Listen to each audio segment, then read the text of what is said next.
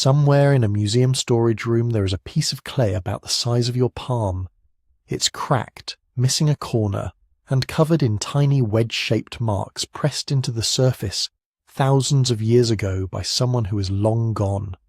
For most of human history, that clay just sat there, silent, unreadable, a fragment of something that once meant something to someone, but had become as mysterious as birdsong to a person who has never heard birds. Then, very recently, something changed. Not dramatically, not the way science fiction imagines it. Quietly, carefully, researchers began using artificial intelligence to look at these broken pieces in a new way. And what they found, or what they're beginning to find, is the kind of thing that makes you stop and sit with it for a moment. Because here's what's remarkable. Some of these tablets aren't poetry. They're not grand royal proclamations or creation myths. They're receipts, lists of grain, records of who owed what to whom, the completely ordinary paperwork of people going about their days in cities that no longer exist. And somehow, that ordinariness makes it more astonishing, not less. Before we go any further, if you're listening to this right now, I genuinely want to know where you are and what time it is there. Drop it in the comments. Just your city and the hour. Because every time I check, it's like the whole world is listening at once.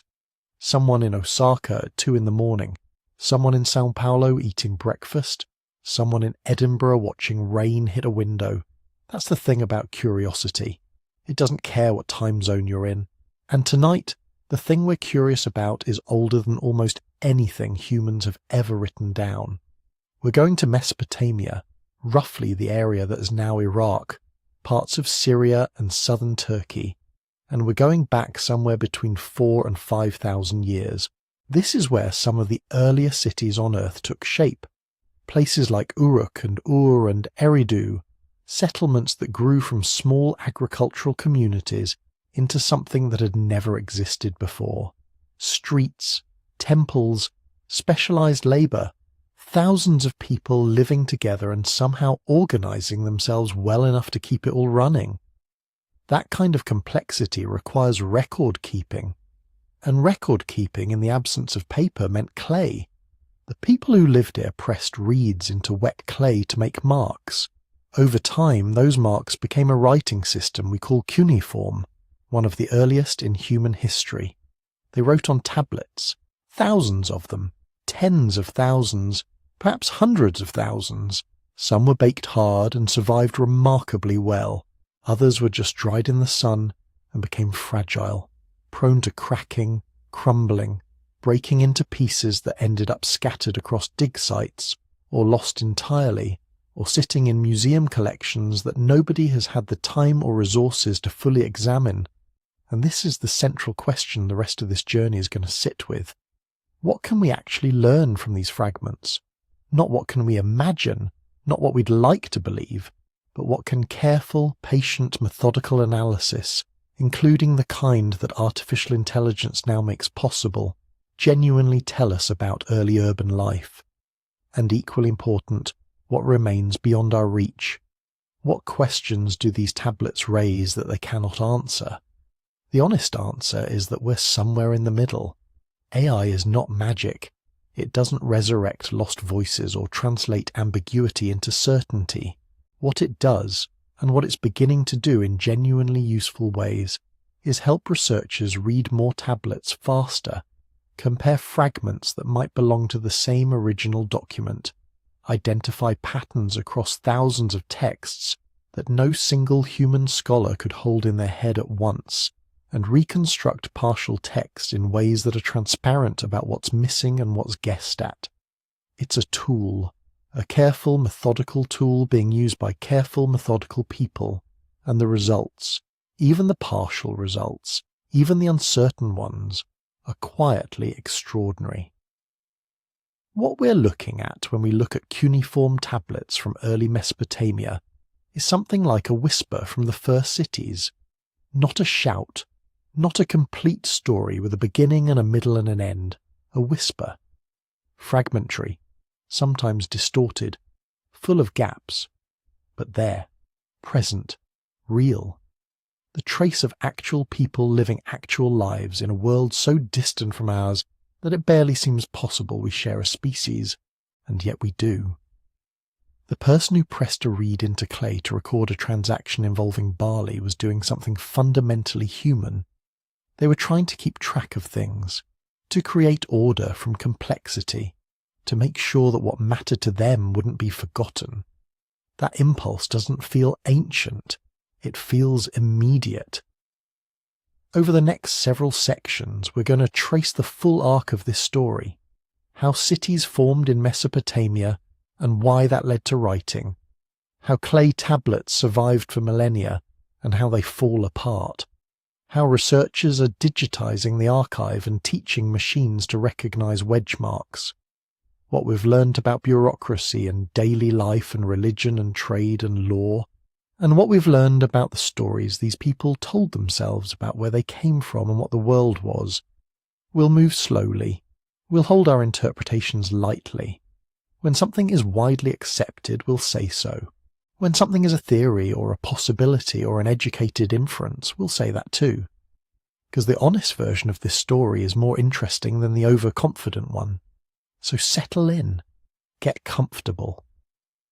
Whatever time it is where you are, whatever city is quiet or noisy outside your window right now, you're about to spend some time with the first cities, with the people who invented the idea of writing things down, and with the quiet, patient work of trying, thousands of years later, to hear what they were saying.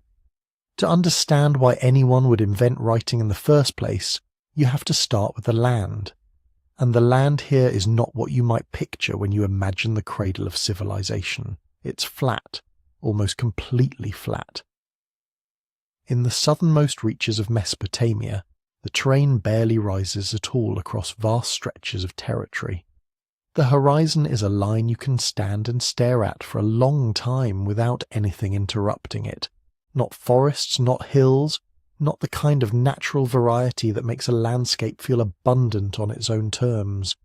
What it has instead, what it has always had, are rivers. The Tigris and the Euphrates run roughly parallel through this lowland region, carrying snowmelt down from the mountains to the north and northwest, depositing incredibly rich silt as they go. That silt is the key to everything. Over thousands of years, it built up into soil that, when properly managed, was among the most productive agricultural land on earth. The problem was the word properly. Left to themselves, the rivers flooded unpredictably, sometimes catastrophically. The rainfall in the south was not enough on its own to grow reliable crops. The gap between what the land could produce and what it actually produced without human intervention was enormous. So humans intervened. Irrigation changed everything. Small channels dug by early farming communities in the 7th and 6th millennia. BCE allowed water to reach fields that would otherwise have been too dry to cultivate. And here is where the quiet logic of urban formation begins, because irrigation is not a solo activity. A single family can water a small garden, but to build and maintain canal systems that serve entire communities, to decide who gets water when, to coordinate the timing of planting and harvesting so that the water supply is used effectively, you need people working together. You need agreement. You need, in some form or another, organization. This is a gradual process. Archaeologists can trace it across centuries in the changing layouts of settlements, in the growing size of storage facilities, in the evidence of communal construction projects that would have required coordinated labour. The early villages of the Ubaid period, roughly 6000 to 4000 BCE, give way to larger settlements with more elaborate architecture. Populations cluster, and as they cluster, the problems of managing a community grow more complex in ways that are almost mathematical. Double the number of people, and you do not simply double the number of decisions that need to be made, you multiply them. What you start to see, and this is where it gets interesting, are buildings that are clearly not houses. Structures too large, too centrally located, too carefully constructed to be anyone's private residence. Temples, or what we tend to call temples, though that word carries assumptions we should hold loosely. These buildings appear to have served as centres of redistribution. Grain and other goods came in, labour was organised around them. They may have functioned as both religious sites and administrative hubs in a way that, to a modern mind, seems like a strange combination, but probably felt entirely natural to the people who used them. The sacred and the practical were not neatly separated. Storage is not a small thing. When you have a reliable agricultural surplus, the question of where it goes and who controls it becomes one of the defining questions of social life. Archaeological evidence from sites like Eridu, considered by some scholars to be among the earliest Mesopotamian cities, shows storage facilities associated with these large central buildings from very early periods. Someone was keeping track of what came in and what went out. Someone was managing the flow of resources across a community that had grown too large for everyone to simply know, informally and personally, what everyone else had and needed. That coordination problem, mundane as it sounds, is one of the engines of urban formation, and it's also, eventually, one of the engines of writing. Because you can manage a small surplus in your head, or through memory, or through the kind of trust that operates naturally in a group where everyone knows everyone. But when the group is large enough, when the transactions are complex enough, when the goods moving through a system are numerous enough, memory and trust are not sufficient on their own. You need something external, something that persists, something that doesn't forget. What archaeology can show us without any text at all is already substantial. We can see the physical layout of early cities, we can identify where storage happened, where craft production was concentrated, where different populations may have lived. We can find the material traces of long-distance trade in the form of goods that came from far away, stones and metals and resins that do not exist in the alluvial south and must have travelled significant distances to get there. We can see evidence of labour specialisation in the quality and consistency of certain types of pottery, which point to production at a scale beyond household needs. We can measure population densities and estimate the logistical demands of feeding and housing thousands of people in one place. All of this is real and valuable. But there are things archaeology alone cannot tell us. It cannot tell us what people called themselves or their cities. It cannot tell us how labour was negotiated, whether workers were paid, coerced, or something more complicated and contextual. It cannot tell us what the rules were, who made them, or how disputes were resolved. It cannot tell us whether the people moving goods through a redistribution system understood themselves as participating in something religious, something economic, or something that didn't draw that distinction at all. For those questions, you need texts, and that's exactly what the tablets, when we can read them, begin to provide. It's worth pausing on the word begin. The earliest cuneiform texts are not easy reads. They're administrative in nature, lists and tallies and tokens of account, and they're written in a system that was still finding its form. Interpreting them requires serious scholarly expertise, a familiarity with a language and a script that took decades to decode and is still being refined. But what they add, even in their dry list-like form, is the texture of actual administration. Real quantities, real categories of goods, evidence of how a bureaucratic system actually functioned on the ground, day to day, season to season. It's also worth noting that Mesopotamia was not the only place where cities emerged, and urbanism here did not follow a single clean path. There's genuine scholarly debate about the relative importance of different factors: irrigation and surplus, trade and exchange networks, ritual and religious organisation, population pressure, environmental change.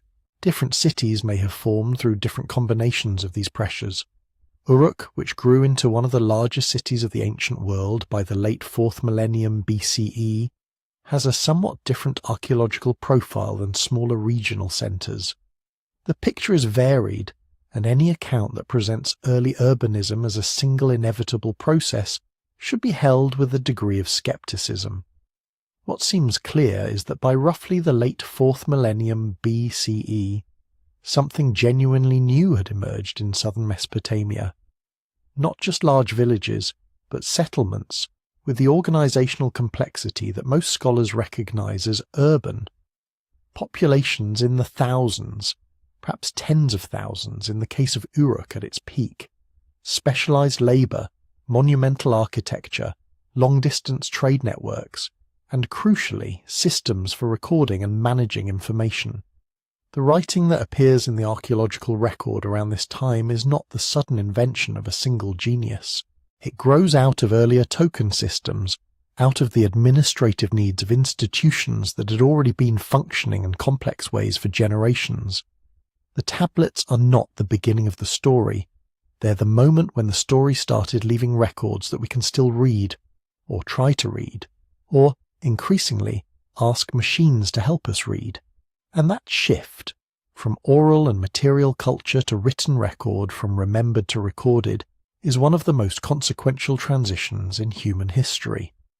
Not because writing created civilization, but because it allowed civilization to scale in ways it couldn't before, to coordinate across greater distances, to accumulate knowledge across generations, to make the invisible logistics of a complex society visible, trackable, arguable. Somewhere in that process, someone picked up a reed, pressed it into a small piece of wet clay, and made a mark that is still here, 4,000 years later, waiting to be understood. Before anyone shaped a wedge into clay, they were already counting. Long before cities like Uruk rose on the floodplain, people across the Near East were using small clay objects as memory aids. Archaeologists call them tokens. To the people who handled them, they were probably just things that stand for other things.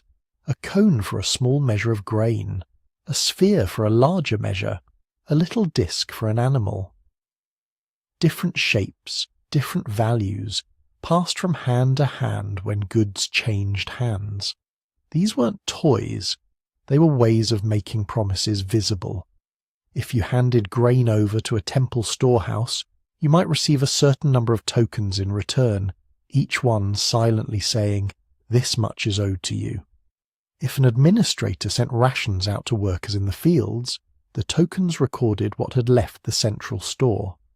Over time, as administration became more complex, the tokens themselves became something to protect. You don't want a handful of loose counters spilling and mixing. So people began sealing them up. They pressed tokens into clay envelopes, little hollow balls called bulle, and then closed them up and sealed the outside with a personal or institutional seal. A cylinder rolled across the wet clay could leave a repeating pattern of animals, worshippers, or geometric designs. Break open the envelope and you'd find the tokens inside. Look at the seal impression on the outside and you'd know who had guaranteed what was inside. It's a neat system, but it has a built-in inefficiency. To check the contents, you have to destroy the container. At some point in the late 4th millennium BCE, someone seems to have realized that you could simply press the tokens onto the surface of the envelope before sealing it, leaving a record of the contents in flattened form. If you did that, you could read what was inside without breaking it. Once you start flattening three-dimensional counters into two-dimensional impressions, the next step is not far. Why not get rid of the objects entirely and just make the marks? This is where tablets start to appear. Instead of hollow balls with tokens rattling around inside, we begin to see flat or pillow-shaped pieces of clay with rows of impressions on the surface. At first, many of these impressions still look like the tokens they replaced, simple geometric shapes, the ghosts of the original cones and spheres. Over time, though, the marks become more stylized, more abstract, easier to press quickly in series. The writing system that grows from this process is what we call cuneiform, from the Latin word for wedge. The name describes the method. A reed stylus cut at an angle is pressed into damp clay, not drawn across it like a pen. Each sign is a cluster of wedges, vertical, horizontal, at an angle, arranged in patterns that were initially iconic, pictures of things, and then gradually became more symbolic, signs that could carry sounds as well as meanings. The earliest tablets from southern Mesopotamia, around 3300 to 3200 BCE, are not narratives or prayers. They're administrative records, lists of grain allocations, inventories of livestock, notations of beer rations for workers. The script at this point is mostly logographic, one sign for one thing or one idea. There are number systems too, several in fact, optimized for counting different kinds of goods. The clay is full of quantities. Over the next centuries the system transforms. Signs that once stood for whole words begin to be used for their sounds as well, a process scholars refer to as phoneticization. A sign that originally meant barley might also be used for its syllable value inside other words. This allows scribes to write names, grammatical markers, and eventually whole sentences with more precision. At the same time, the shapes of the signs themselves change. Early on, many signs are reminiscent of what they depict. A simplified head for head, a stylized jar for jar. As the script is written faster and with more regularized strokes, these pictorial elements erode. What remains are patterns of wedges that only a trained eye can recognize. Over the 3rd millennium BCE, new signs are added, old ones split into variants, whole sets fade out of use while others become standard. By the time you reach the Old Babylonian period, a scribe looking at a tablet from 1,000 years earlier would find the script both familiar and foreign, like a modern reader facing medieval handwriting in a different dialect. On top of this evolution, there is another layer of complexity. Language. The script we call cuneiform was first devised to write Sumerian, a language that, so far as we can tell, is not closely related to any other known language family. Later, it was adapted to write Akkadian, a Semitic language, and after that used for others across the Near East, Elamite, Hittite, Hurrian, and more. Each adaptation required adjustments, new phonetic values, different sign combinations. A single sign could carry multiple readings, one logographic value, several syllabic ones, a determinative that hints at a semantic category. Reading a tablet meant navigating a dense web of possibilities, resolved by context and convention. This is one reason the earliest texts are so heavily administrative. Writing is difficult, time-consuming, and tied to specific institutions. It is deployed where it has the most obvious payoff: managing rations, tracking labour, accounting for offerings, recording transfers of land and goods. The hymns, myths, and literary compositions that many people associate with ancient Mesopotamia appear later, once the script is mature and the scribal class has room to do more than keep the ledgers balanced.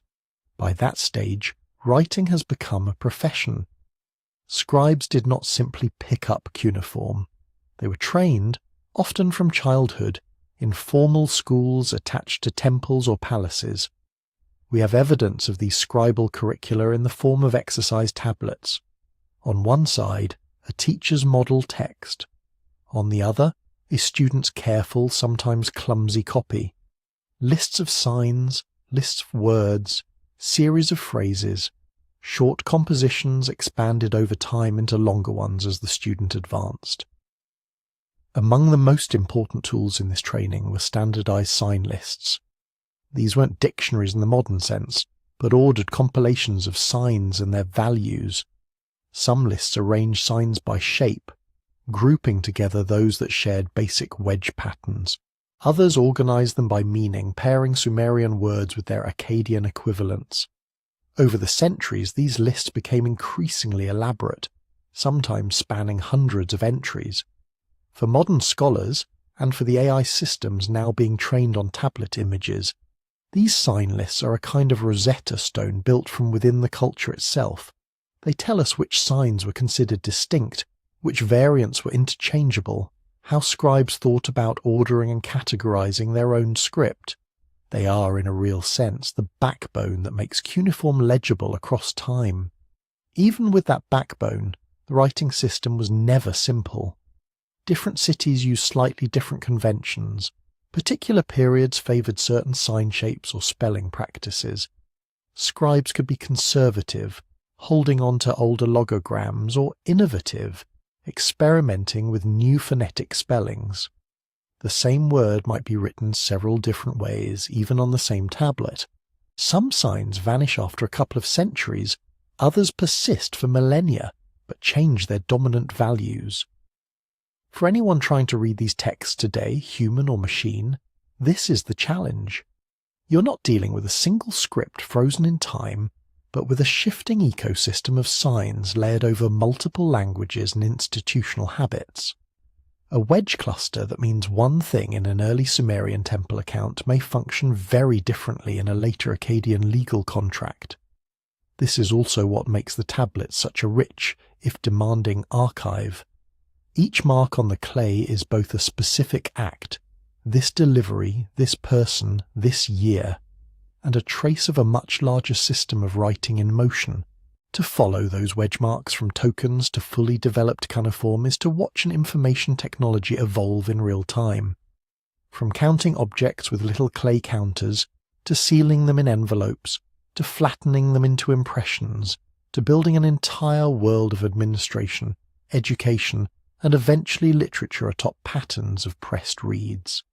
And it is this layered, time-bound, locally inflected script that now sits in museum drawers and excavation depots by the tens of thousands, waiting for eyes that can recognize not just the wedges themselves, but the conventions behind them. Eyes that, increasingly, are human and algorithmic together. Clay tablets began their lives as anything but ancient. A scribe would scoop up a lump of river mud, knead out the grit and shape it into something workable. A palm-sized pillow, a rectangle, a disc. The clay had to be damp enough to take an impression, but not so wet that the stylus tore through it. Then came the wedges, line after line, pressed in with a practiced rhythm. Once the text was complete, the surface might be smoothed at the edges, a seal rolled across the back, an envelope added if the contents needed to be protected from prying eyes. And then, just as quickly, the tablet became ordinary again. Most everyday tablets were not fired in a kiln. They were simply dried in the air or in the sun until they were hard enough to stack on shelves. In a city like Uruk or Ur, the storerooms and archives of temples and palaces would have held thousands of them at any given moment. Clay shelves, reed baskets, wooden boxes filled with written mud, records of rations, contracts, school exercises, letters, law codes, hymns. From the point of view of the people who used them, these were working documents, not eternal monuments. A ration list was relevant for a season, a contract for the span of a loan or a lease. When a tablet ceased to be immediately useful, it might be reused as fill in a wall, tossed into a dump, ground up and re-wetted for a new text. The system assumed a living archive, constantly refreshed, with only a fraction of documents kept for the long term. The irony is that what preserved many tablets for 4,000 years was disaster. Unfired clay is vulnerable. Drop it in water and it softens. Tread on it and it crumbles. Leave it in a damp wall and salts will creep in, crystallizing, pushing the surface apart from the inside. But if a building full of tablets burns hot enough for long enough, those same fragile objects can be transformed. The heat of a city-wide fire, started by accident, by war, or by a collapsing oil lamp in a crowded building, can effectively kiln fire whole rooms of records. It is an accidental archival technology born of catastrophe. Archaeologists sometimes find thick strata of tablets in what were once upper stories, now collapsed into tangled heaps of mud brick. Shelves full of texts fell when wooden beams burned through. Floors gave way, walls toppled. The whole archive pancaked down, sealed under debris, cut off from light and weather. Centuries later, when the site eroded into a low mound on the plain, the fired tablets lay buried in that protective cocoon. Even with this kind of preservation, time is not gentle.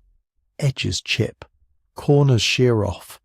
A tablet that once had neat margins can look like a gnawed biscuit. The breakage is rarely polite. The first and last lines, the places where crucial names and totals often sit, are exactly where corners are most likely to be missing. Surfaces spall and flake, especially where salts have migrated up from the soil, leaving a powdery crust that obscures signs or peels them away entirely. Wind and water do their own slow work. In some places, ancient tablets lay close enough to the surface that seasonal rains cut channels through them. Each year, a little more of the outer layer erodes. Wedges that were sharp in the early 20th century become ghost-like a century later, their shallow impressions dissolving back into featureless clay. The clay itself can betray the text. If the tablet was dried unevenly, or later exposed to cycles of moisture and heat, it can warp and twist, turning flat lines into gentle waves. The stylus impressions, once crisp, blur as the clay relaxes. In certain conditions, minerals within the tablet expand or contract, opening tiny cracks that dart right through crowded lines of writing. And not all damage is obvious. Some tablets are coated with dirt or mineral accretions that mimic the texture of the writing beneath. Under raking light or infrared photography, faint traces of wedges can sometimes be seen under the incrustations. To the naked eye they might look blank. To a careful camera, they hold the last thin residues of a scribe's work. When archaeologists excavate a site methodically, they record exactly where each fragment comes from: the room, the layer, the cluster of associated objects. This is what is meant by provenience, the specific, documented find spot of an artifact. For tablets, provenience can be as important as the text itself. A list of names and numbers from somewhere in Mesopotamia is one thing. The same list, found in a small room off the main courtyard of a particular temple, in a level dated to a known king's reign, sitting next to ceilings and ration jars, is something else. Suddenly those names can be linked to offices. The quantities can be compared to other texts from the same institution. The whole document slots into an administrative system we can begin to reconstruct. Provenience also knits texts together.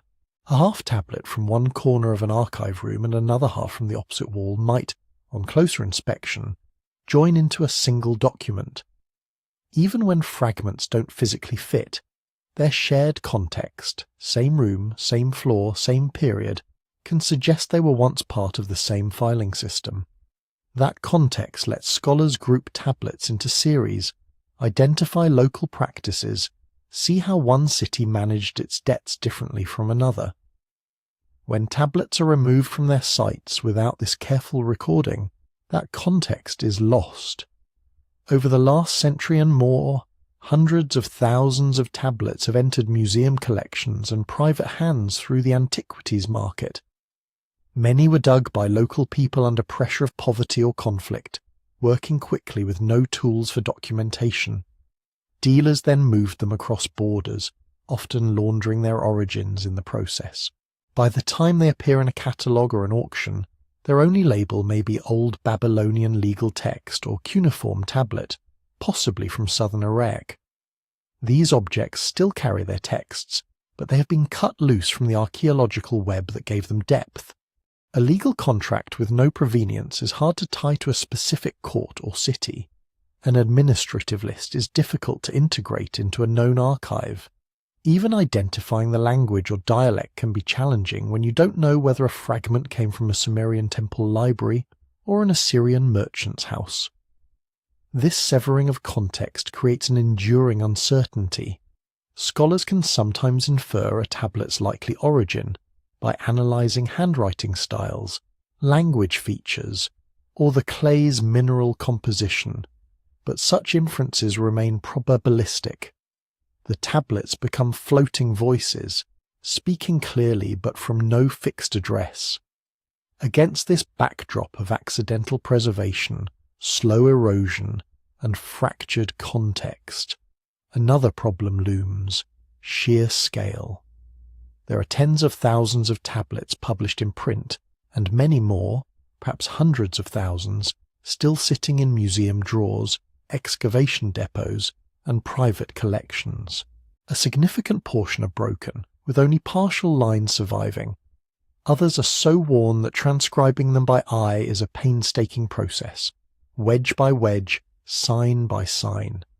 This is where digital tools, including AI, begin to matter in a very practical way. Before any model can read a text, someone has to turn these fragile, warped, sometimes salt-crusted objects into images that preserve as much detail as possible. And once those images exist, the scale of the archive and the fragmentation of the evidence become exactly the kind of pattern recognition and comparison problem that algorithms are designed to help with. But before we get there, we have to follow the tablets one more step, from buried, broken clay to pixels and datasets, and into a digital archive that, for the first time in 4,000 years, can be searched at the speed of thought. The journey from clay to code begins with something deceptively simple: a camera and a light. At its most basic, digitizing a tablet means photographing it. A conservator or photographer places the tablet on a neutral background, sets up a camera on a stable mount and adjusts the lighting until the wedges cast tiny shadows. Those shadows are crucial. Cuneiform is nothing but geometry in relief. Small triangular pits and ridges. If the light is wrong, too flat, too harsh, coming from the wrong angle, the wedges flatten into a uniform brown surface. If it is right, every stroke pops. Sometimes this is done with a single light shifted by hand, sometimes with a controlled rig that can move the light in tiny increments. The goal is the same: capture a high-resolution image where even hairline cracks and faint impressions are visible. Front, back, sides, edges. Each photograph freezes the tablet in the state it is in today, before the next flake, the next scratch, the next invisible cycle of expansion and contraction. But a single photograph is just one view. Clay is three-dimensional, and the writing takes advantage of every tilt and curve. To record that, digitization projects use methods that sound technical, but rest on intuitive ideas. One of these is called reflectance transformation imaging, or RTI. In essence, RTI is a way of taking many photographs of the same object under different lighting angles and combining them into a single interactive file. A technician places small reflective markers around the tablet.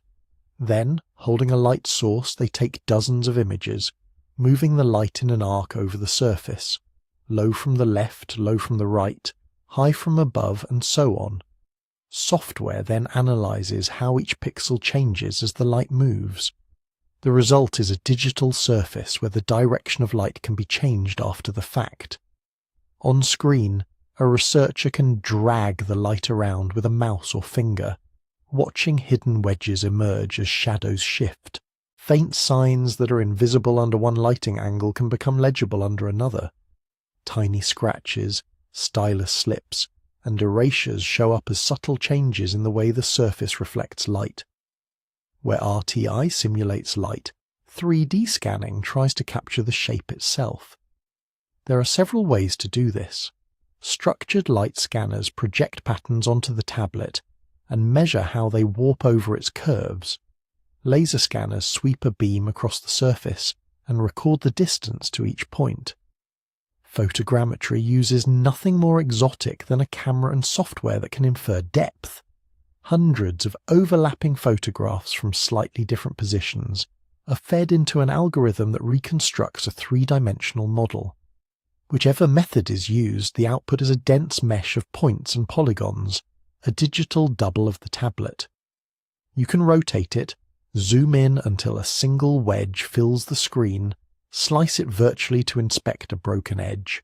In some cases, 3D models reveal traces of now missing surfaces, where the curve of a break suggests where lines once ran, or where a scribe pressed harder in one corner than another. Other techniques look not at shape, but at how the clay interacts with different kinds of light. Multispectral imaging means photographing the tablet under various wavelengths: visible light, infrared, ultraviolet, and narrow bands in between. Certain mineral crusts that look opaque in normal light can become translucent under infrared. Organic residues fluoresce under ultraviolet. Burned or faded wedges can stand out because they absorb or reflect particular wavelengths differently from the surrounding clay. These images are usually aligned and stacked, giving researchers the ability to toggle between them or combine them mathematically. A sign that is invisible to the naked eye can sometimes be pulled out by enhancing one spectral band and suppressing another. In some cases, what looks like a blank patch becomes a faint but readable line of text. In others, suspected writing turns out to be just a rough patch in the clay. All of these methods, photography, RTI, 3D scanning, multispectral imaging, produce what are sometimes called digital surrogates. They do not replace the original tablet, but they do something the clay cannot. They can be copied perfectly, shared instantly, and examined without risk. A tablet that once required a journey and special permission to see in person can now be inspected from a laptop in another country. Scholars can zoom in beyond what a naked eye could comfortably resolve. They can annotate, compare, overlay older and newer images to track ongoing damage. Students who would never be allowed to handle the physical object can nonetheless explore its details in extraordinary clarity. Once a tablet has been imaged, it enters another ecosystem, metadata and catalogues. The digital files are not stored as anonymous pictures. Each one is tied to an object identifier, usually a museum accession number or excavation field number. Alongside that ID live notes: where and when the tablet was found, by which expedition, in which room and layer. If the provenience is known, it is recorded. If it is unknown, that fact itself becomes a piece of metadata. Provenience uncertain, acquired on the market, reported origin, southern Iraq. Catalogue databases also record earlier readings and publications. If a tablet was copied by hand in the 1920s and published in a specialist journal, that reference is linked. If a scholar proposed an alternative reading of a broken line in the 1970s, that commentary may be attached as well. Over time, a digital entry can accumulate a small history of scholarship: images, transliterations, translations, bibliographies. In a well-maintained system, the same tablet can thus be followed across different representations: physical object, paper copy, photograph, RTI file, 3D model, partial transliteration.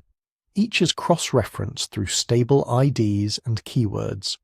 Search for a personal name, a date formula, a find spot, or even a particular kind of contract, and dozens of related records can surface from warehouses and vaults scattered across the world. Yet even this careful digitization has limits. Photographs and RTI sessions are always choices made under constraints: a particular camera, a particular lens, a particular lighting setup. Strong raking light can bring out shallow wedges but overemphasize surface damage. Softer light can be kinder to fragile edges but fail to reveal the faintest impressions. Color balance, focus, and compression all affect what details survive in the file. Once captured, those biases are baked in. Resolution is another trade-off. Extremely high-resolution images take time to make and space to store. Projects working through tens of thousands of tablets may have to compromise, scanning at levels that are good enough for most readings, but not ideal for every tiny nuance. Small wedges at the edge of a break can fall below the threshold of detectability. What the sensor never saw, no algorithm can reconstruct with certainty, and no amount of imaging can restore context that was never recorded. A beautifully scanned tablet with unknown origin is still a voice without a room, a date, or a neighbouring shelf. Metadata can link it to other objects that share handwriting styles or language features, but these links are inferential, not documented. Even when provenience is known, excavation records from older digs may be incomplete or inconsistent. Room numbers change as plans are redrawn. Layers are reinterpreted as new evidence comes to light. The catalogue reflects these uncertainties as best it can, but cannot fully dissolve them. Still, taken together, these efforts transform what was once a dispersed, fragile and largely inaccessible body of evidence into something closer to a coherent archive. Millions of pixels, measured surface points, spectral bands and catalogue entries form the raw material on which computational methods can work. When people speak of AI reading cuneiform, what they really mean is this: algorithms trained to recognize patterns in these digital surrogates, to correlate wedge shapes with signs, signs with words, and words with known texts. Without the photographs, there is nothing to analyze. Without the RTI and 3D models, many faint or distorted signs would remain invisible. Without the metadata tying images to object EDs and find spots and prior publications, each digitized tablet would float alone in a sea of files. Digitization, with all its imperfections, lays the foundation. It makes it possible for the first time to treat scattered, broken, partly unread archives as a connected dataset rather than a set of isolated curiosities. Upon that foundation, AI is beginning to learn what scribes once knew by hand: how to see wedges in clay, and how to follow those wedges back into language. For a human eye trained over years, spotting wedges on a tablet is almost automatic. Your brain glides over shadows and highlights, quietly sorting them into stroke, crack, smudge, fingerprint. AI has to learn that from scratch. The first step is brutally simple: turn a continuous, messy surface into separate things. In practice, this means teaching an algorithm to carve an image into regions. Some of those regions contain writing, others contain nothing but background clay. Within the writing, some shapes are likely to be individual wedge impressions. Others might be small bits of damage, mineral deposits, or traces of modern handling. Computer vision systems do this with pattern recognition. They look at tiny patches of an image and ask, does this little square of pixels look more like clay surface, or more like the intersection of a stylus and wet mud? Does this shadow form the sharp V of a wedge tip, or the softer blur of a chipped edge? Over time, the system learns to propose boundaries, lines where one patch ends and another begins. This is called segmentation. The output is a kind of map superimposed on the tablet image, labeling some regions as probable strokes, others as probably not writing. But wedge marks are not single points. Each sign is made of strokes, and each stroke has its own geometry: depth, orientation, and sequence. Ancient scribes pressed the stylus at specific angles, turning it to create horizontal, vertical, and diagonal elements. An AI model has to discover these regularities. So, after segmenting the image into candidate regions, another layer of analysis looks for assemblies of strokes. It tries to see whether 3 short impressions aligned in a row might form a known sign, or whether a long vertical with 2 short horizontals branching off matches a pattern it has seen before. In a noisy image, these patterns can be partially obscured. A crack may run through the middle of a sign. Salt incrustations may blur its edges. Parts of the tablet may be missing entirely. To cope with this, models are trained not just on clean, museum-grade photographs, but on the full spectrum of reality. Tablets warped by fire, surfaces eaten away by time, impressions that are half eroded. Many research projects deliberately augment their training data by adding artificial noise, blurring, partial occlusion, changes in lighting and contrast. The goal is to make the system robust, to recognize the same sign even when parts of it are missing or distorted. None of this works without good examples. A pattern recognizer is only as strong as the patterns it has seen. Training data in this context means thousands, ideally tens or hundreds of thousands, of images where human experts have already done the slow work. On each tablet, specialists outline signs, label wedge groups, and assign readings according to standard sign lists. Sometimes they mark doubtful areas with special flags. Uncertain, probably this sign, damaged. These labelled examples form the ground truth against which the AI measures itself. During training, the model makes a guess about what it sees on a new image. The guess is compared to the expert annotation. Every time it is wrong, its internal parameters are nudged to reduce that error. Over many iterations, it becomes better at aligning its own vision with that of experienced Assyriologists and epigraphers. The presence of disagreement in the training data is not a flaw. It is a mirror of reality. Experts do not always agree on how to read a damaged sign, and older copies can differ from more recent ones. When these differences are recorded, the model can learn that some patterns are ambiguous by nature. In practice, this encourages the system to be cautious where humans are cautious, rather than forcing a single hard answer. That caution shows up in what the AI outputs. Instead of simply saying, "This is the sign X," modern systems usually produce a distribution of possibilities. For a given cluster of strokes, the model might assign 70% likelihood to one sign, 20% to another, and a thin tail of probability to several more. These are confidence scores, not certainties. They tell you how strongly the system believes its own recognition. For lines of text, the same principle applies. The model will often offer a primary reading and one or more alternatives. On a clear, well-preserved tablet, there may be almost no ambiguity. One sequence dwarfs all others in probability. On a fragment with breaks and stains, multiple plausible readings might cluster close together. This is not a party trick. It is a way of making uncertainty explicit. A human reader confronted with a crumbling sign has to make a judgment call, tentatively commit to one reading and move on, leave it blank, or mark it with a question. An AI system, forced into a single best answer, would hide the ambiguity behind a veneer of precision.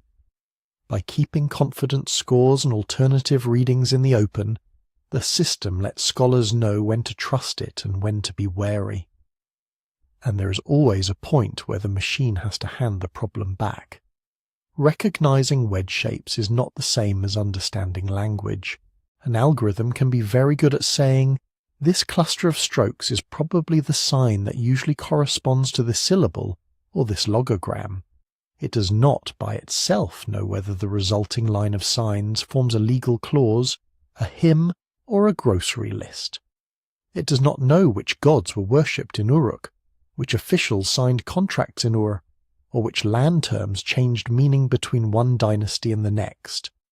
These layers of interpretation come from philology and history, from people who can compare formulas across thousands of tablets, trace the evolution of signs over centuries, and situate a single clause within the legal practices of a particular city at a particular time.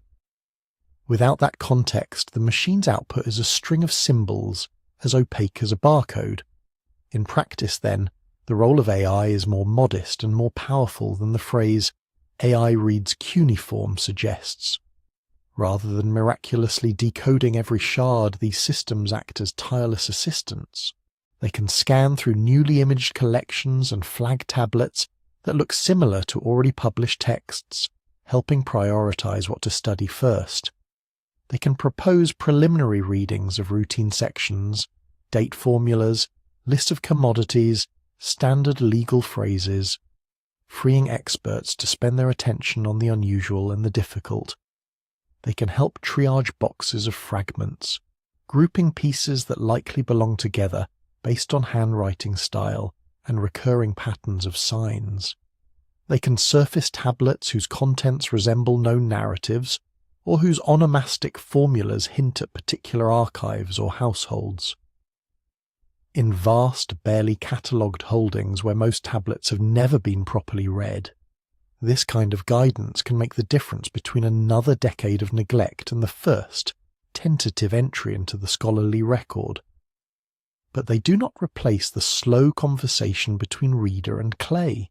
Every suggestion an AI makes still has to be checked against the tablet itself, against parallel texts, against the accumulated experience of those who know how a scribe in a given city tended to form a particular sign. Every high confidence score is an invitation to verify, not a command to accept. In the end, teaching AI to see wedge marks is less about granting machines a mysterious power and more about bottling a portion of human expertise, then using it to navigate the overwhelming scale of the surviving archive. The miracles, if they occur, still depend on someone who knows the language, the history, and the habits of ancient scribes, someone who can take a cluster of probabilities and say, with careful judgment, this is what the tablet is really trying to say.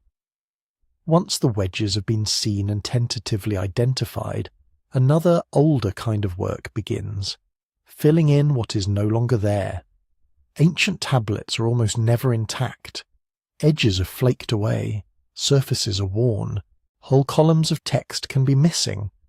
Yet when you read cuneiform in print, it often looks strangely complete, as if every line had always been whole. That illusion is the product of a very deliberate craft. For more than a century, philologists have been reconstructing broken texts using patterns. When they reach a gap in a line, they rarely leap into the dark. Instead, they reach sideways and backwards into other tablets. Many genres in Mesopotamia are highly formulaic. Legal contracts begin with standard opening phrases, names, titles, references to the king and the year. Hymns invoke gods in familiar orders, with recurring epithets. Administrative lists follow predictable sequences: grain, oil, textiles, animals. So when a scribe in Ur writes, "In the year when the king," and the tablet breaks, the modern editor does not stare at the void in despair. They consult parallels, other tablets with the same date formula from the same reign. If 90 out of 100 contracts from that year read "in the year when the king built the Great Wall of Ur," and the surviving wedges match "in the year when the king be," the missing word is not a mystery, it is built. Grammar adds another layer. Akkadian and Sumerian have specific ways of linking nouns and verbs, of marking case and tense. If a broken sign occurs where only a finite verb can stand, and 3 verbs are possible but only one fits the known context, that narrows the field. Over time, scholars internalize these constraints. The language itself becomes a guide rail. Even so, restorations are rarely presented as fact. Critical editions use conventions, supplying missing letters in brackets, marking uncertain signs with dots, leaving impossibly damaged areas blank. Footnotes explain, restored by comparison with tablet X, or probable reading. The underlying principle is simple. You can propose, but you must also show your work. AI does not change that principle. It does change what is feasible.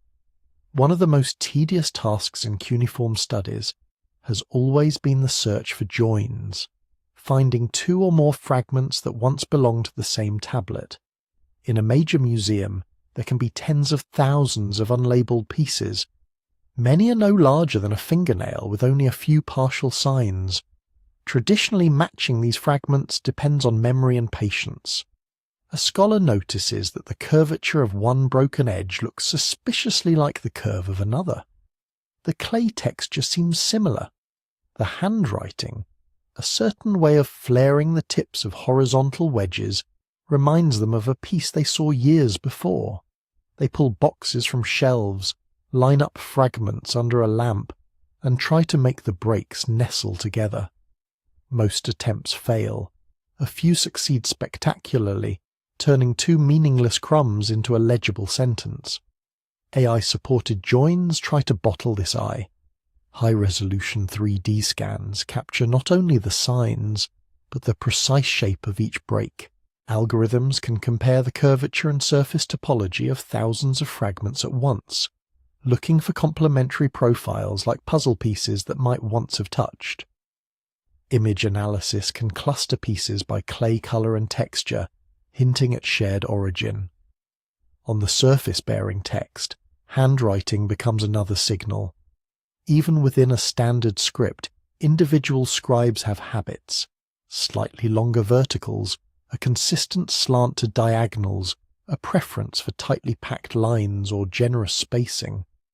Machine learning models trained on signed tablets, where the scribe's name is known, can learn these microstyles. They can then scan unlabeled fragments and suggest these pieces were likely written by the same hand. Finally, there is the sequence of signs themselves. Once wedges have been tentatively recognized, a fragment can be treated as a string of symbols, damaged but still partially readable. Sequence matching algorithms can then look for other fragments whose visible signs align in overlapping patterns, even if the physical pieces are stored worlds apart. None of this guarantees a true join, but it changes the numbers. Instead of a human being mentally juggling a few hundred possibilities, a system can winnow tens of thousands of candidates down to a few dozen promising pairs. The human expert still makes the final judgment, holding the pieces, checking the fit, examining subtle tool marks. But the search is no longer blind. This same logic extends to reconstructing text beyond the physical joins. When an AI system has access to a large corpus of edited tablets, it can learn which words tend to appear together, in which orders, in which genres. In technical terms, it builds a probabilistic model of the language. Given these three signs before a gap and these two after it, what are the most likely sequences that could fill the missing space? Instead of supplying a single answer, the system offers a ranked list of candidates. It might say, there is a 60% chance that this gap contained the word for silver, a 25% chance it was barley, and a faint possibility it was oil, based on patterns in similar documents. For a broken verb, it might weigh different stems and endings, flagging the most plausible ones. Crucially, these are not oracles. They are probabilities. They can be wrong. They are most useful where humans already suspect a formulaic phrase but want to measure how typical it is, or where a rare construction might suggest an alternative reading that had not been considered. This is where guardrails matter. In responsible projects, AI-suggested restorations are always labelled. Interfaces highlight machine completions in different colours or brackets, or log them in separate layers.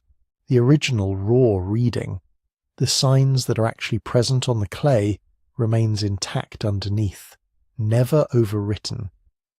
Every time a human editor accepts, modifies, or rejects a suggestion, that decision is recorded. Over time, this builds transparent history. You can see which parts of a published text come directly from the tablet, which from traditional philological comparison, which from automated pattern matching. You can rewind those choices if future evidence contradicts them. This meticulous bookkeeping has an unintended side effect. It reminds us how much of what we casually call a text is, in fact, a negotiated reconstruction, and it raises a quiet question. If AI can match handwritings across continents, trace shared sign sequences across scattered collections, and spot complementary breaks in three-dimensional space, how many complete tablets are in reality still in pieces? How many of the neatly printed lines in modern editions actually belong to physical joins that have never yet been made? Somewhere in a storage room in Baghdad or Berlin, a triangular shard with 3 signs might be waiting for its partner in London or Istanbul. On one piece, a law ends mid-sentence. On the other, a myth begins without its opening lines. To us, they are separate stories. To the clay, they were once one. AI will not magically reunite them all, but by systematically exploring possibilities that no single person could keep in mind, it may quietly bring a few more of those scattered voices back into conversation, one cautious probability at a time. To see what all this effort is for, you can walk, at least in imagination, to one city. Uruk. 5,000 years ago, Uruk sat on the Euphrates in what is now southern Iraq. By the standards of its time, it was enormous. Tens of thousands of people, maybe more, packed into a landscape of mud brick walls, reed mats, canals, gardens, and temple platforms. For most of the world, Uruk is just a name that shows up in history books.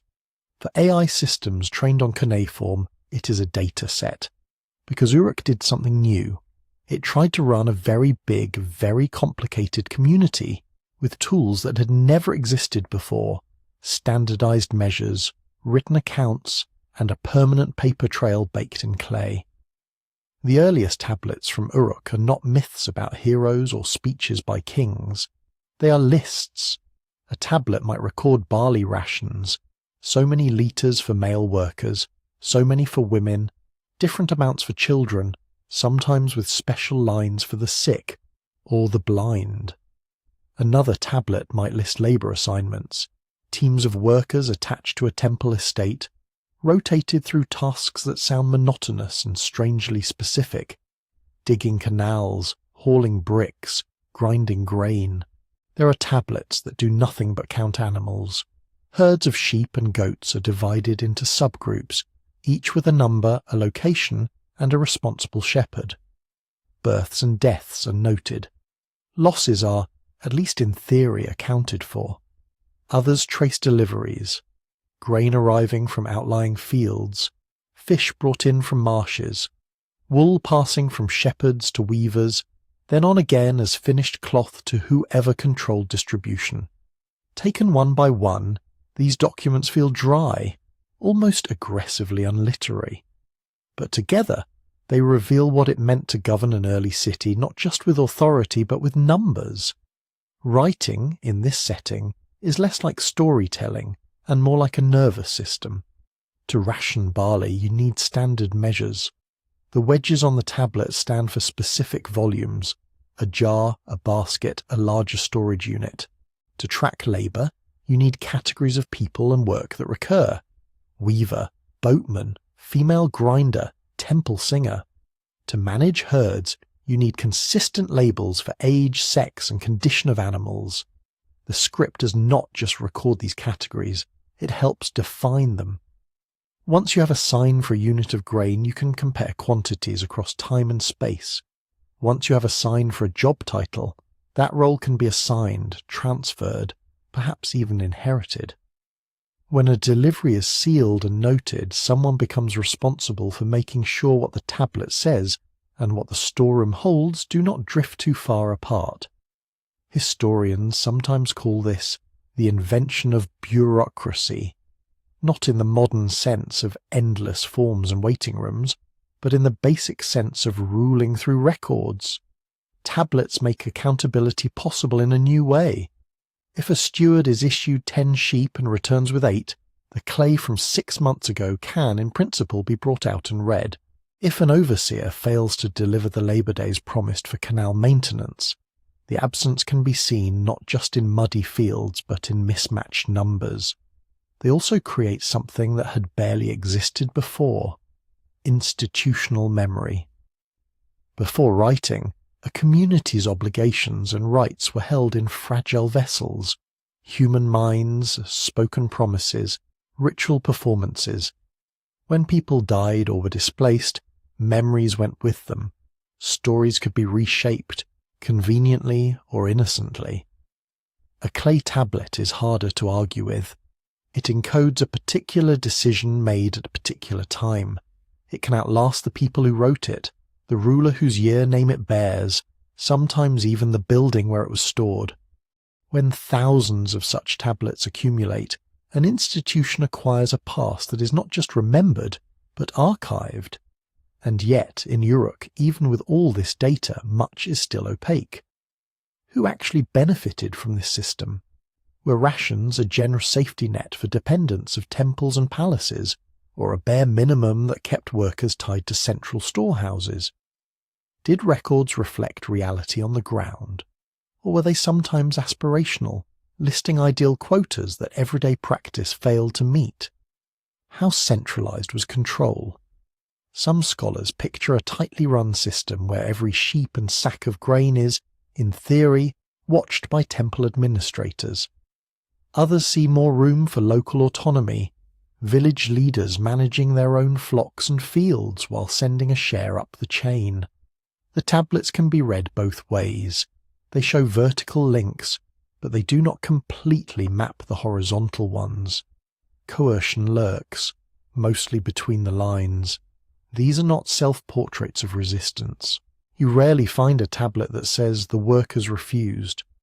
But the very need to count labourers and regulate their rations raises questions. Were people free to leave their assignments? Could they bargain? Or did the combination of debt, dependence, and the city's own walls keep them in place? Here, again, AI plays a modest but important role. Because the Uruk archive is enormous and highly repetitive, it is an ideal testbed for pattern mapping. Models can comb through thousands of administrative tablets to detect recurring formulas, a standard phrase for issuing grain, a common way of closing a delivery note, subtle shifts in how job titles are stacked in different periods. By tagging each occurrence and comparing them, researchers can start to see the outlines of an invisible structure. Which offices most frequently appear together? Which commodities travel along the same routes? How often certain worker categories show up in connection with certain temples or estates? Category tracking goes further. Once signs and words are reliably recognized, algorithms can follow a single term, say, the word for a particular kind of worker or for a storage unit, across centuries of documents. They can chart rises and falls in frequency, co-occurrences with other terms, regional variations that might reflect local practice or competing institutions. None of this answers the big questions by itself. It does not tell us what it felt like to be a weaver listed on a ration tablet, or how often numbers were fudged. But it narrows the plausible stories. If a particular category of worker always appears attached to Temple A and never to Palace B, that hints at different spheres of control.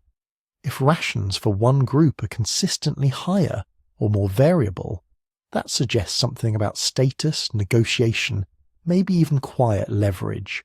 And, as always, it reminds us of what we cannot yet see. For every Uruk tablet that has been scanned, there are others in storerooms still unedited, sometimes barely legible. Entire sequences of records belonging to a single household or office may be split between cities and collections, their connections unrecognized. Somewhere in that mass of clay there may be rare outliers, a complaint, a correction, a record of punishment that would show coercion not just as a shadow, but as a written act. Whether we ever find them will depend, in part, on how well we can sift and compare and notice the odd things amid the formulas. From Uruk's ledgers we can step sideways to another city, one that shows the same administrative tools at a more intimate scale. If Uruk's bureaucracy tells us how institutions tried to govern, Ur's households can whisper how people actually lived.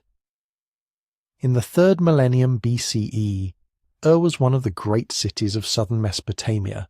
Royal tombs, ziggurats, monumental walls, those are what make it into museum labels and coffee table books. But most of the tablets from Ur are not royal. They come from houses, not peasant cottages usually. The best preserved archives tend to belong to people with enough wealth and stability to have something worth recording.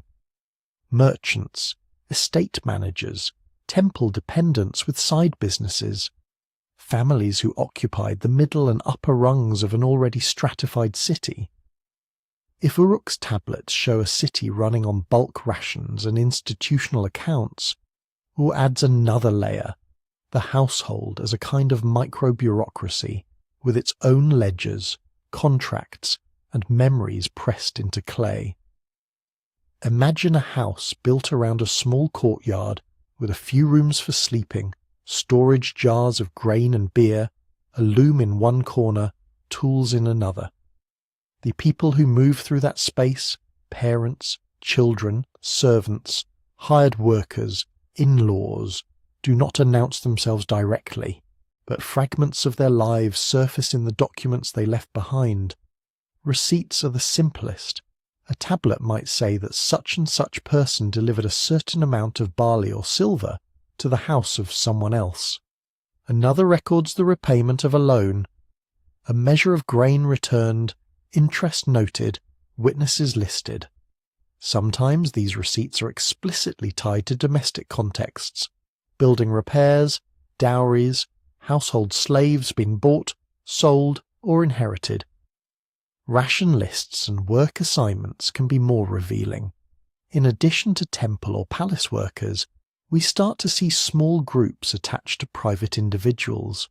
A list might name the men of X, along with their rations in oil and barley. Another might track the output of the weavers of Y's house, counted not as anonymous labour units, but as part of a particular patron's dependence. Legal records pull the curtain back a bit further. Marriage contracts outline what each side contributes and what should happen if things go wrong, who keeps which property, whether a wife can return to her father's house, how children's inheritance will be divided. Adoption tablets record the transfer of a child, or sometimes an adult, into a new household, with obligations spelled out in painstaking detail, care in old age, ritual duties, rights to land. In these texts we start to hear about brothers, sons-in-law, widows and foster children, not in rich narrative but in systematic phrases. A woman appears as daughter of so-and-so, married to such-and-such, residing in the house of X. A man is overseer of Y, son of Z, attached to a certain temple but lending silver out on the side. Names, professions and status markers become faint footprints of individuals. Cuneiform names often carry meanings. Servant of a god, the god is my trust, born in abundance. Titles compress social roles into a few wedges: merchant, scribe, ox driver, musician, junior priest. Other labels indicate status without quite saying it. Young man, old woman, woman of the house, slave, adopted son. Stacked together on a tablet, they sketch a web. A daughter married into another family bringing a slave and some silver as dowry. A son taking over his father's business, his name beginning to appear in place of the elders on contracts. A widow holding property in trust until her children come of age. A hired worker moving between households, always listed with a patron's name attached, never quite standing alone. But the texture is uneven. The records are sharply focused on obligations. Who owes what to whom, under which conditions, witnessed by which parties, enforceable by which authorities. They care about transfers of grain, land and labour. They care about ritual duties and legal liabilities. They are much less interested in affection, conflict, boredom or joy. We see a marriage, but not whether it was welcomed or resented. We see a loan, but not whether it caused anxiety. We see a slave transfer, but not the words spoken in that moment, the fear, the resistance, or the numb acceptance. Most of the city's inhabitants barely appear at all. Day labourers hired and dismissed without long-term ties, itinerant craftsmen, the very poor whose dealings were too small to merit a formal contract, or who relied on informal credit with neighbours. Their names, if written at all, show up once or twice on the margins of someone else's archive and then vanish. From the point of view of the tablets, these people flicker in and out like fireflies. The light is there, but it is brief. AI does not change that fundamental bias, but it can help us make the most of the traces we do have. Name matching is one example. Ancient scribes were inconsistent. They abbreviated, misspelled, used variant sign orders. The same person might appear as Ludengir in one tablet, and Dingir Lu in another, or with a title in some documents, and without it in others. Human readers can recognize patterns in a small set. Across tens of thousands of tablets, the task becomes overwhelming. By training models on sign shapes and common variations, researchers can flag likely equivalences. These 3 spellings across 2 decades of documents are probably the same name. When combined with dates, family relations, and recurring associations, a map begins to form. Network analysis builds on that. Once probable matches are identified, algorithms can trace how individuals cluster, who appears together as witnesses on contracts, which names tend to show up on both sides of loans, hinting at circles of credit and trust. How often people tied to one temple also engage in private business with another institution, or with specific merchant families. Different types of ties can be layered: kinship, economic exchange, legal conflict, shared obligations to a deity. The result is not a photograph of social reality, but a set of possible constellations. One cluster might look like an extended family dominating a particular neighborhood's trade in wool. Another might be a group of unrelated scribes who share a training lineage, appearing together in temple accounts and private contracts. A third might mark out clients orbiting a powerful patron, their names recurring in his house's archive, always at a certain distance. At each step, caution is crucial. The same name can belong to multiple people. Apparent clusters may be artifacts of what happened to survive. The archive of one house preserved because it burned and was buried, another entirely lost, its clay recycled. Gendered and low-status individuals are under-recorded from the start. AI can help sift, compare, and highlight patterns, but it cannot conjure absent lives. It does, however, sharpen our awareness of what might be missing. When we see how dense the network is among recorded families, we can better feel the gap where others should be.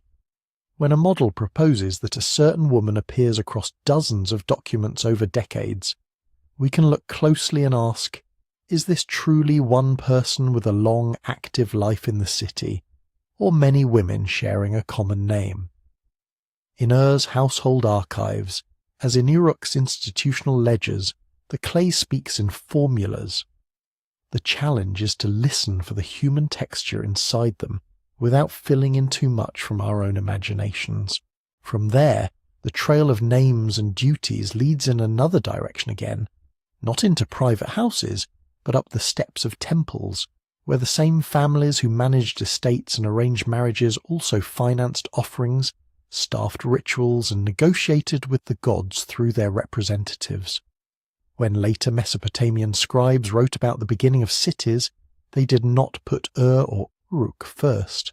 They wrote about Eridu. In myths copied and recopied for more than 1,000 years, Eridu appears as the place where kingship descended from heaven, where culture heroes brought order to the marshes, where the first temple of the god Enki, lord of fresh water and wisdom, rose above the reed beds. By the time many of our tablets were written, Eridu was already old, even partly abandoned.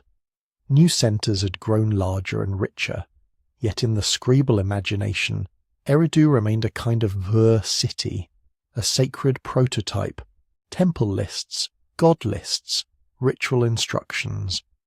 Again and again, Eridu sits at the head of the column, the first name on the line.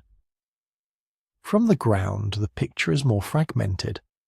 Archaeologists working at the mound identified as ancient Eridu have found layer upon layer of temple buildings, rebuilt on the same spot over many centuries. Mud brick walls, packed clay platforms, traces of altars, offerings buried in foundations. Around them, evidence of settlement phases that wax and wane. Houses appearing and disappearing as water levels and political fortune shifted. The continuity is not in any single building or single community, but in the idea. This is where you build a temple for Enki.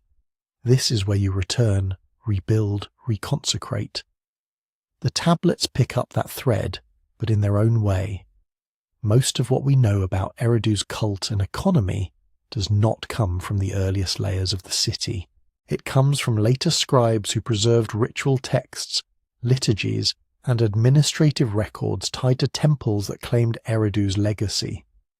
In those texts, a temple is not just a house for a god, it is an institution.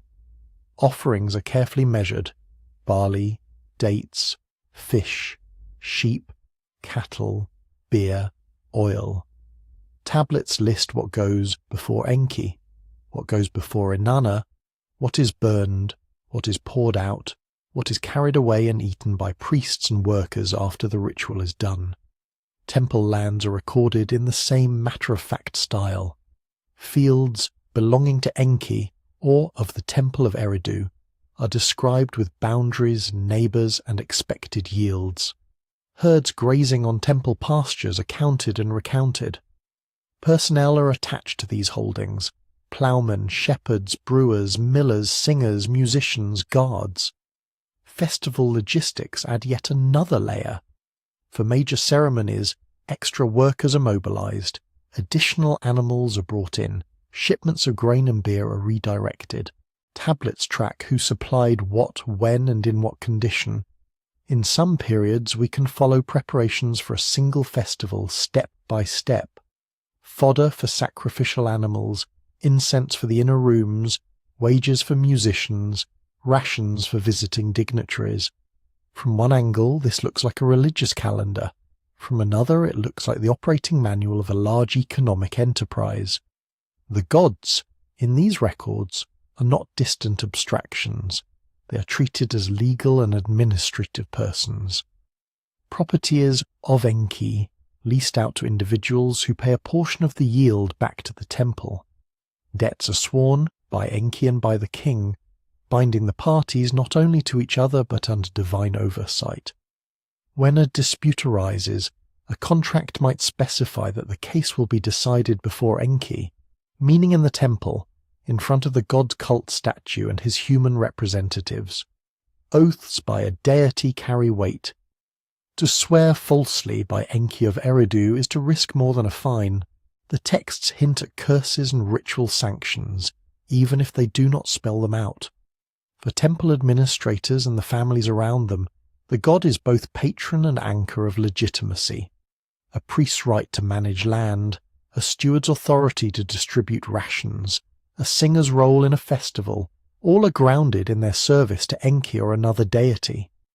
Kings too locate themselves in this framework, styling themselves beloved of or shepherd of a particular god, boasting of rebuilding temples, restoring offerings, expanding festivals. How should we read this interweaving of devotion and administration? One approach emphasizes piety. On this view, the fine-grained attention to offerings reflects genuine concern that the god receive the proper share, at the proper time, in the proper form. The careful rebuilding of a temple on its old foundations, century after century, signals continuity of belief and attachment. The long memory of Eridu as Enki's city, even after its political decline, becomes a testament to enduring reverence. Another approach focuses on institutional power. Here, temples appear as land-holding corporations, using the language of the gods to legitimize control over fields, labor, and surplus. Calling a plot the field of Enki makes it difficult to challenge. To dispute it is, in a sense, to argue with the god. Festivals become opportunities to display wealth, organize manpower, and tighten the bonds between elites and dependents under a sacred banner. These are not mutually exclusive readings. The same offering list can be an expression of sincere worship and a tool of resource management. A priest may believe deeply in Enki's presence and also understand that temple land supports his household. A king may rebuild a temple out of both devotion and a clear sense that visible piety bolsters his rule. The tablets themselves rarely pause to explain motives. They show us procedures, obligations, and outcomes. So many animals for this festival, so much grain from that field, such and such person appointed as singer of Enki, with rights to a specific ration. The inner experience, whether of awe, routine, or calculation, stays mostly off stage. Here AI can offer a different kind of perspective, not by reading minds, but by sorting texts at a scale human scholars struggle to hold in view. One starting point is the divine names themselves. Deity names in cuneiform are often marked with a special sign, a little flag signalling this is a god. By training models to recognize those signs and the clusters of wedges that tend to follow them, researchers can automatically extract where and how different gods are mentioned across thousands of tablets. Once those names are tagged, patterns emerge. Models can group documents by which deity dominates them. Texts where Enki receives most of the offerings versus those centered on Inanna, Nanna, or local gods now barely remembered. Within each cluster, AI can look for recurring combinations, certain types of animals paired with one god, specific kinds of beer linked to a particular festival, characteristic phrases used only in rituals for a certain deity. Ritual vocabulary itself can be a sorting key. Words for libation, incense, lament, song, procession, and so on tend to appear together in specific configurations. Statistical techniques can cluster tablets that share these configurations, even when the scribes use slightly different spellings or regional variants. Out of this mass of data, families of texts come into focus. One family might gather around the cult of Enki as imagined through the lens of later cities, standardized formulas, regular offerings, well-ordered festivals. Another might preserve older or more local traditions with unusual offerings or rare ritual terms. A third might show how Eridu's Enki is invoked in legal oaths far from his original city, his name travelling along with trade and scribal education. At every point the limitations remain. Many tablets are broken, divine names trail off at the edge of a fracture. Some archives are lost entirely. The surviving sample is uneven, shaped by chance fires and ancient recycling. AI can cluster only what has been digitized and transcribed, which is still a small fraction of what exists, and an even smaller fraction of what once existed. Yet within those constraints, new questions become possible. Why does Enki's name spike in certain periods and fade in others? How widely did Eridu's temple formulas spread, and where were they resisted or adapted? Do changes in ritual vocabulary correlate with shifts in temple land holding or in royal titles? None of this restores Eridu's vanished streets or the sounds of its festivals at night, but it lets us trace how a city of gods, real and remembered, threaded itself through contracts, offerings, and oaths. How the idea of Eridu, anchored in one mound of mud brick and marsh, rippled outward through the clay. From those ripples another pattern begins to appear, the way temples, markets, and caravan routes intersect. To follow that, we have to leave the shrine precincts and step onto the road, where barley, copper, and wool move in long chains of exchange. Out on those roads, the tablets begin to change tone. The careful lists of offerings before Enki give way to something more outward-facing. Tallies of metals, woods, stones, oils, and textiles moving in and out of the city. Instead of a god at the top of the column, we find headings like received, dispersed, owed, delivered on such and such day. What they show is that the first cities were not closed worlds. They were knots in long frayed strings of exchange that ran far beyond the irrigated fields and temple courtyards. Copper and tin, for instance, do not occur in useful amounts in southern Mesopotamia, yet tablets from temple and palace archives matter-of-factly record them arriving in measured quantities. Ingots of copper from the west, perhaps from the mountains of Anatolia or farther, tin from the east, from Iran or beyond. Later, we see terms for bronze, the alloy of the two, appearing in ration lists for smiths and in inventories of weapons. Timber tells a similar story. The alluvial plain around Ur and Eridu offered reeds and date palms, but not the tall, straight trunks needed for large roofs, doors, or ships. Administrative texts mention mountain wood, cedar, cypress, and other named timbers coming downriver. Already by the late 4th millennium BCE, cities like Uruk are recording shipments of wood big enough to roof temples and elite houses, trees that must have been felled in far northern forests and floated or dragged for weeks. Stones appear that the local geology cannot explain. Diorite, limestone, lapis lazuli. Tablets note deliveries of stone blocks and chunks destined to become statues, door sockets, cylinder seals, and jewellery. The lapis, a deep blue stone traceable to mines in what is now Afghanistan, shows up in offering lists and workshop accounts, each piece weighed and logged. Its presence on a tablet in Ur or Lagash implies a chain of hands, miners, caravan leaders, intermediaries, scribes, stretching over 1,000 miles. And then there are the textiles. Surviving cloth rarely endures, but the records of its production and movement do. Herds of sheep are counted not only for meat but for wool. Loom workers, often women, receive rations of barley and oil. Finished textiles are described by type and size and then dispatched in bundles to other cities, to temples or to royal courts. Some tablets seem to list orders from abroad. So many garments of a particular weave, in a particular colour, delivered by a specified month. All of this required more than casual memory. It required systems. The earliest counting systems in Mesopotamia were not abstract. They were entangled with the goods themselves. Before cuneiform, people used clay tokens, small shapes, each representing a kind of commodity. A cone might stand for a measure of grain, a sphere for an animal, a disc for a portion of bread. To seal a transaction, you could gather the appropriate tokens into a clay envelope and impress them on the outside.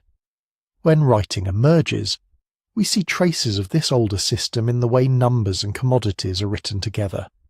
Different kinds of goods often use different numerical signs or bases.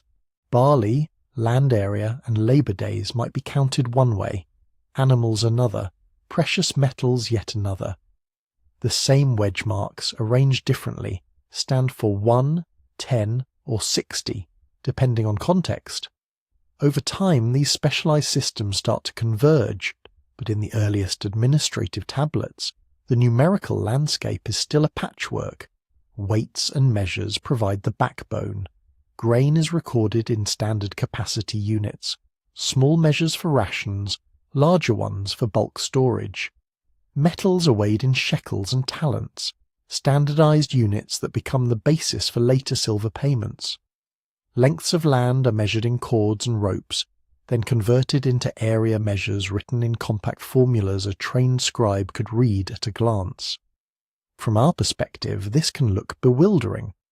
From theirs, it was a precise language of quantity. Merchants and officials moved within that language. In some periods, we can see individual merchants acting on their own account. Their names appear on contracts for loans, for partnership agreements, for the hiring of boats and pack animals. A tablet might record that one man receives silver from another to go on the road, promising to return with profit shared according to a fixed ratio. In other periods, Especially when palace and temple institutions are strongest, the same kinds of journeys appear under official labels. Caravans are described as belonging to the king, or of the temple.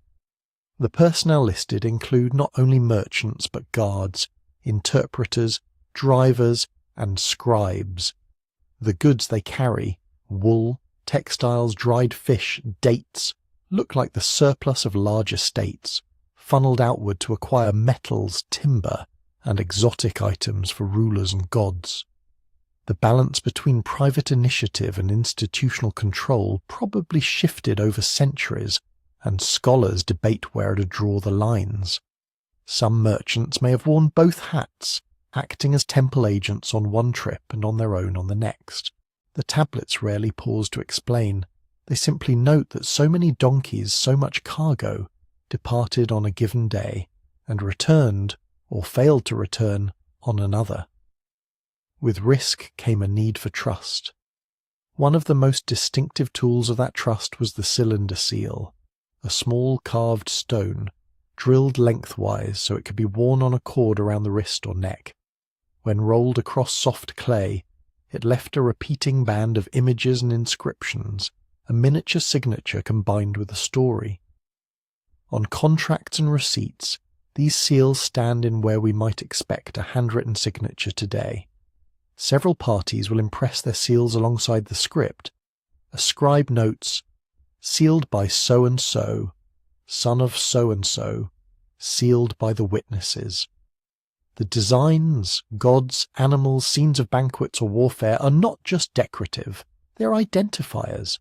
In a world where many people share the same name, the unique combination of image and carving style ties a particular individual, family or office to a particular mark. Over time, some seals seem to become attached not just to persons but to roles. A steward of a temple might inherit, along with his position, a seal that marks him as such. A merchant acting on behalf of the palace might carry a seal whose inscription names the king. Breaking into a sealed jar, opening a sealed storeroom door, or tampering with a sealed tablet was more than petty theft. It was an attack on the network of trust that made long-distance exchange possible. From thousands of years away, we can only glimpse that network through partial records. Many merchant archives have vanished entirely, their tablets dissolved back into mud. Others survive in fragments, the great journeys and calculated risks reduced to a few lines about a missing donkey or a shortfall in copper. But where tablets from multiple cities have been digitized, a different kind of pattern begins to show itself. Here AI becomes a quiet assistant to patient comparison. Commodity names and numerical signs vary by time and place. Spellings shift, genres blur. Manually aligning lists from dozens of sites is slow, painstaking work. By training models to recognize the sign patterns for barley, wool, copper, timber, and so on, even when damaged or written in slightly different ways, researchers can automatically pull together thousands of entries that mention the same goods. Once those clusters exist, the software can look for regularities and outliers. How much wool typically appears with a certain class of labourers? What is the usual ratio between raw copper, delivered and finished tools distributed? In which periods do we suddenly see cedar and cypress arriving in larger volumes than before? Where do lapis shipments spike, and do those spikes line up with known royal building projects? Outliers are especially intriguing. A tablet that records an unusually high price for tin, or an odd combination of goods in a single caravan, can be flagged as statistically anomalous. That does not tell us why it is strange. Perhaps there was a shortage, a distant war, a festival, a lost eel, but it tells us where to look more closely. Another tablet from another site might show the same anomaly, hinting at a regional disruption the texts never narrate directly. Machine learning models can also suggest links between archives. If the same sequence of commodities appears, with similar proportions, in both a southern city and a northern one, it may indicate coordinated exchange, shared accounting practice, or direct institutional ties. When one pattern abruptly vanishes from the record while another rises, we might be seeing the shadow of a trade route shifting, a port silting up, a political boundary hardening. All of this remains constrained by what survives and what has been digitized. The great majority of tablets still sit unread in storerooms, or are known only from old hand copies. Entire trading communities have left no archives at all, or none we have found. AI cannot conjure their records out of thin air, but within the narrow window the clay offers, it can help us sense the pulse of exchange, not just isolated shipments, but the rhythm and mathematics of a world where value, obligation, and distance were all written in wedges. From that rhythm, another question follows naturally. If merchants, priests, and rulers could move copper and cedar across deserts and mountains, what else moved with them? Stories, laws, ideas of kingship, To trace that, we have to follow the clay from the counting house into the throne room, where authority itself is inscribed, argued over, and sealed. In those throne rooms, the clay feels different. The tablets become thicker, more carefully shaped. The handwriting slows down. Instead of barley, wool, and donkeys, the lines begin to speak of kings, victories, curses, and justice. Scribes in the first cities did not all write the same kind of text. Their work fell into genres, each with its own formula, its own way of telling the world how power should look. One kind is the royal inscription. These tablets, and often stone-steely, present the king speaking in a high, polished voice that probably never left the scribal school. He announces his titles, his parentage, the gods who favour him. He recounts victories, enemies smitten, cities flattened like a flood, temples built for the joy of a particular deity. At the end come blessings for those who preserve his words and curses for anyone who erases or alters them. Another kind is quieter, the year name. In many Mesopotamian cities, years are not numbered but named after a memorable event. The year so-and-so destroyed such and such city. The year the Great Wall of Ur was built. The year justice was established for the land. These formulas appear at the end of everyday tablets, ration lists, receipts, contracts, and they anchor those small transactions to a timeline of royal deeds. Then there are court records and legal documents. A typical legal tablet might begin by naming the parties, their fathers, their witnesses. It states what was done: land sold, a loan taken, a marriage arranged, an adoption recorded. In court records, the language shifts slightly. We hear about disputes over boundaries, debts, injuries, inheritance. The text briefly summarizes the complaint, then notes the decision. The judges examined the matter and declared, or they swore by the god so-and-so and were released. Taken together, these genres show how kingship was being imagined and negotiated. In the earlier city-states, rulers often appear with titles we might translate as city ruler or big man, their authority closely tied to temple building and leading in war. Gods choose them, but kingship feels local, almost municipal. The king is first among households and lineages, a figure who mediates between city and deity. Later, especially as we move toward the famous dynasties of Akkad and Ur, the tone shifts. Kings begin to claim wider horizons. They are kings of the four quarters, shepherds of the black-headed people, rulers not just of one city but of a land, or a world conceived as a flat disk ringed by mountains and seas. The inscriptions stress not only building temples but organizing the land, setting justice in the country, protecting widows and orphans. Whether these phrases reflect reality or aspiration is another question, but the language itself signals an expanding concept of what a king should be. Law codes crystallize that aspiration. The most famous is the Code of Hammurabi, but it stands at the end of a long tradition. Earlier kings issue collections of laws or edicts that list cases and their prescribed outcomes. If a builder's house collapses and kills the owner, if an ox gores someone, if a spouse is caught in adultery, if a debtor cannot pay. These codes present an idealized landscape of conflict and resolution. They describe what ought to happen, not necessarily what usually did. The prologues and epilogues tell us as much as the laws themselves. The king explains that the gods called him to establish justice, to prevent the strong from oppressing the weak, to protect the orphan and the widow. He boasts of removing heavy yokes and cancelling debts. It is a portrait of authority as moral order, carved into stone and copied onto clay. When we compare that to actual court records, a more textured picture appears. Real disputes are messy. Witnesses contradict each other. Oaths are taken. People change their minds and come back to court. Judges sometimes seem to improvise. The formulas from the codes rarely appear word for word.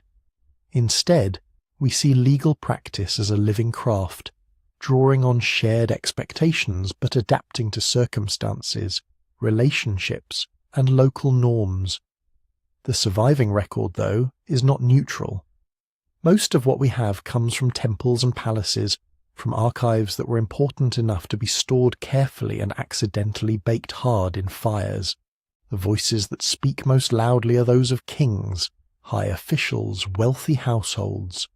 Poorer people appear mainly when they intersect with these institutions, as debtors, labourers, minor litigants. Royal inscriptions especially are propaganda. Victories are exaggerated. Defeats are not mentioned. Building projects are presented as flawless acts of piety. The corvée labour that made them possible is absent from the king's voice, even if it shows up indirectly in ration lists. When a king claims to have restored ancient justice, or abolished illegal taxes, we cannot assume that everyone agreed. The clay preserves the story authority told about itself. Here, again, AI can act as a quiet comparator rather than an oracle. Royal inscriptions were often copied, adapted, and reused by later kings. Certain phrases about being a shepherd, a mighty king, beloved of such and such god, recur, but with subtle variations. By training models to recognize these formulaic strings across thousands of digitized tablets and stone rubbings, even when damaged or written in different dialects, researchers can align parallel texts that would be hard to match by eye alone. Once these parallels are mapped, we can watch the formulas evolve. A title appears for the first time in one city, then spreads. A stock phrase about justice thickens with new adjectives. A god's epithet lengthens or suddenly drops away after a political upheaval. AI does not interpret these changes, but it flags them, showing where kingship is being quietly redefined in the very phrases meant to sound eternal. The same methods can align law collections and court records. When similar cases appear centuries apart with slightly different wording and outcomes, models can highlight those shifts, helping scholars trace how ideas of liability, property, and punishment changed over time. In the gaps, where a tablet is broken or a passage missing, pattern recognition sometimes suggests which formula might once have filled the space, always with caution, always subject to human review. Behind all this is a simple fact. Most of the tablets that narrated authority's story have not been read, and many have not even been photographed. The laws we know, the kings we can name, are the ones whose archives survived fires and floods, whose stones were not burned to make new bricks. Somewhere, in unopened crates and buried rooms, more versions of kingship and justice still lie in silence. When those fragments are finally brought into the digital light, the same tools that track trade routes and commodity lists can begin to weave them into the larger tapestry. A slow, shifting story of how humans in the first cities tried to anchor power, promise fairness, and write their claims to rule into the most durable material they had.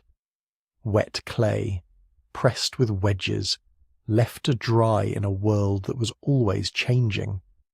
If kingship was written to sound eternal, flood stories were written to sound even older. In the Mesopotamian imagination, the Great Flood sits behind everything. Before the kings who build temples, before the walls of Uruk, before barley and brick, there is water rising, cities drowning, and a single boat carrying life through the disaster. On clay, that story appears in fragments. In one version, preserved in Sumerian, the gods decide to destroy humankind.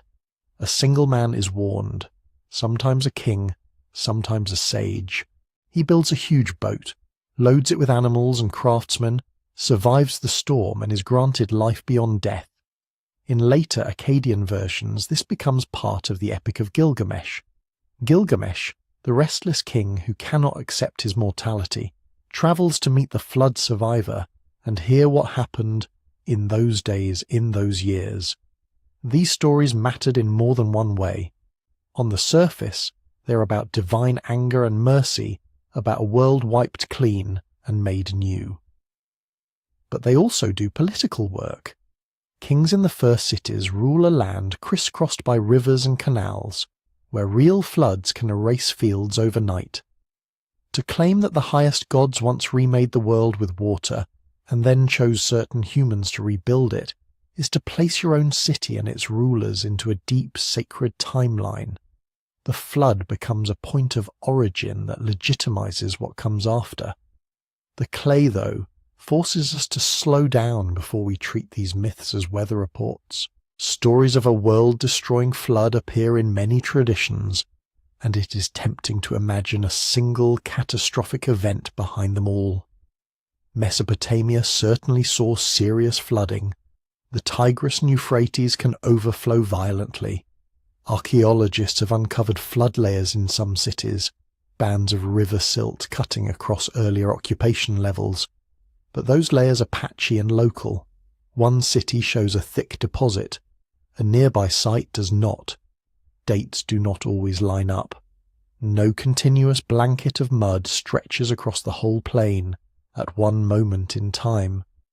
On the geological side, there is evidence for sea level changes and shifting river courses over millennia, but nothing that obviously matches the cosmic scale of the myths. So scholars speak in careful terms. It is plausible that dramatic local floods, repeated across generations, left a strong impression. It is plausible that memories of river avulsions, when a river suddenly changes course and abandons its old bed, helped shape tales of cities abruptly cut off or engulfed.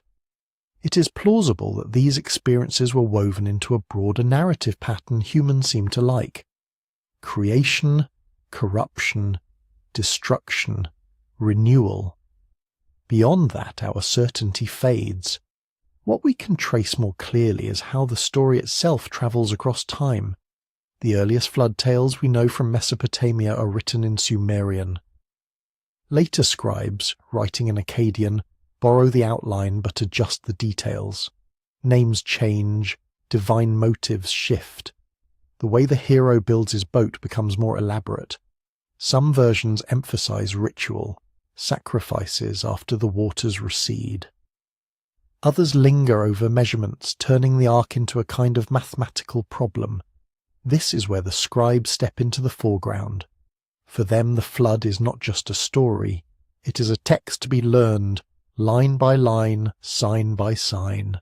Tablet after tablet from scribal houses shows students copying excerpts, correcting signs, adding little glosses in the margins. Over centuries they preserve the basic narrative but also reshape it. Stylistic improvements here, a theological tweak there, an extra speech inserted to clarify the god's justice. The result is less a single original than a long chain of versions. Some are fragmentary, broken at just the moment the waters rise. Others give us only a catalogue, Tablet 1 of the flood, Tablet 2 of the flood. With no content attached, a ghost of a library now lost. Many more tablets remain unedited in museums, their flood lines, if they have any, still hidden in wedges that no one has had time to read. Here again, the new tools enter quietly.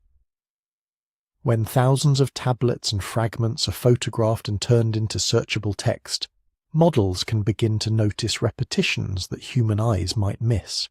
A rare phrase, as numerous as fish, or like a roof the storm pressed down, appears in one broken tablet from Nipper, and a similar string shows up in a better preserved piece from a different city. Align the lines, and suddenly what looked like an isolated prayer reveals itself as part of a flood narrative. AI-assisted comparison does not tell us whether a real flood happened the way the stories describe. It does something more modest and, in its own way, more revealing. It maps how particular lines move. We can watch a sentence first attested in one old Babylonian tablet turn up, slightly altered, in a first millennium copy. We can see how one tradition calls the hero Zeusudra, another Atrahasis, another Utnapishtim, while still borrowing the same blessing formulas and boat-building instructions. We can trace how a theological emphasis shifts, from noisy humans disturbing a god's sleep to moralized language about sin and punishment. Sometimes the models highlight that a broken line in one tablet fits snugly into a gap in another, giving us a more complete version than either could offer alone. Sometimes they simply show how many versions we are missing. Long runs of parallel text break off where a tablet is chipped. The algorithm keeps expecting more, but the clay is gone. Behind the mythic flood, then, lies a different kind of flood. A slow, centuries-long flow of words across schools and cities, through the hands of scribes whose names we rarely know.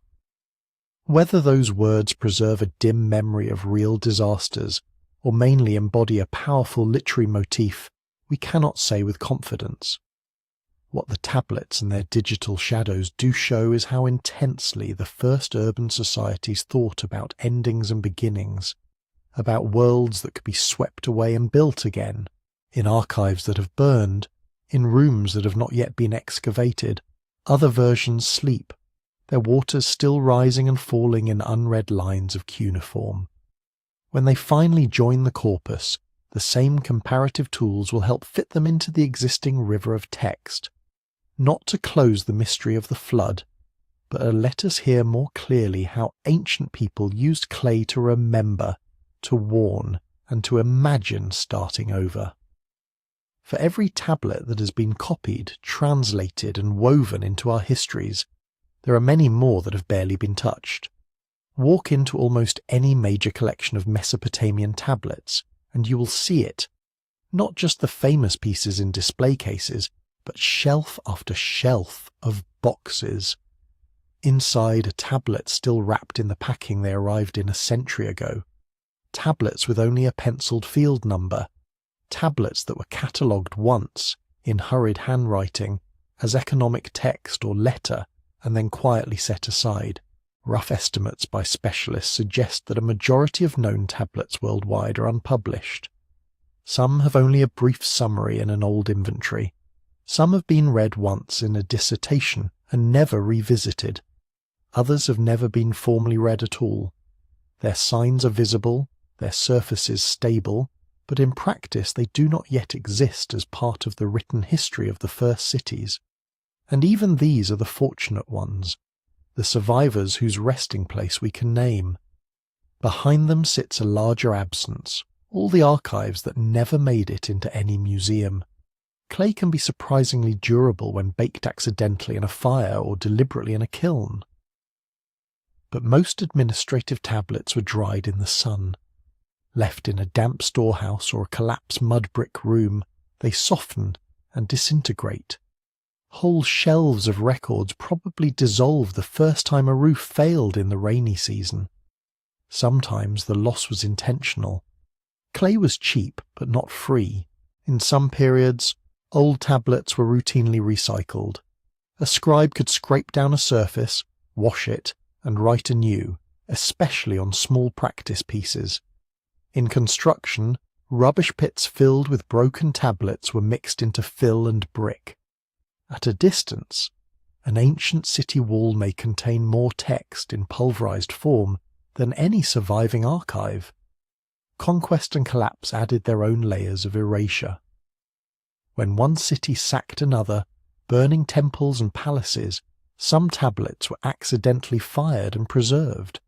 Others were looted as valuables, cylinder seals, inscribed bricks, small tablets with striking stories or omens. They could be carried off as trophies or sold. Over generations, pieces of a single archive might be scattered across hundreds of miles, each fragment telling only a sliver of the original story. Modern history has continued the dispersal. In the 19th and early 20th centuries, excavations often shipped massive groups of tablets to distant museums, dividing single archives among different countries. Later, waves of looting, especially during periods of war and political upheaval, stripped sites and storerooms. Entire rooms of tablets were removed without records of where they came from, which layer they lay in, which building housed them. The result is a double loss. The clay survives, but the archaeological context is gone. Scholars call such pieces unprovenanced. They arrive on the art market or in private collections without secure information about their origin. Some are ancient, some may be fakes. Even when they are genuine, every sale risks encouraging more looting and more destruction of sites. Here the ethics of digitization become tangled. On the one hand, turning tablets into images and text that anyone can study is one way to reduce the demand for physical objects. If photos and high-quality digital copies are freely available, the unique allure of owning the original may diminish. Digitization also protects scholarship from being tied to a single building. If a museum is damaged, the records survive elsewhere. On the other hand, putting unprovenance tablets into prestigious digital corpora can feel like a form of validation. It may raise their scientific and market value, which in turn can make looting more profitable. Some scholars argue that we should refuse to work with recently surfaced tablets whose origins are unclear to avoid rewarding the destruction of archaeological sites. Others counter that, once an object exists in the open, refusing to document it simply guarantees that whatever information it contains will be lost. There is no simple consensus. Different projects draw the line in different places, by date of acquisition, by quality of documentation, by the likelihood that studying a piece will reveal forgeries. AI does not resolve these dilemmas. It operates on whatever data humans choose to feed it. But it does change the scale at which we can confront another, less controversial problem, the unread majority sitting in legitimate archives, waiting for attention. Here, the new tools can be quietly transformative. Imagine a storeroom with 20,000 tablets from a well-documented excavation. Curators know roughly which building they came from. They may have a basic inventory, loan contract, grain list, letter, based on quick glances decades ago. But detailed study of each item would take lifetimes. When these tablets are photographed and passed through handwriting recognition models trained on cuneiform, even imperfect outputs become useful. The system can cluster texts with similar layouts and recurring phrases, grouping, say, rations lists together, or identifying a batch of school exercises with the same short proverb repeated. It can flag pieces that do not fit any common pattern, or that contain rare combinations of signs. A tablet once labelled administrative may suddenly stand out because it shares a line with known royal inscriptions, or mentions an unfamiliar deity, or uses verb forms typical of literary texts. Another may reveal that what looked like a shopping list is actually a colophon, a scribal note that tells us who copied which work for which temple. For specialists, this triage is invaluable. Instead of leafing through thousands of similar wheat receipts to find the one unusual text by hand, they can ask the system to surface outliers. They can search across collections for all instances of a particular personal name or law formula.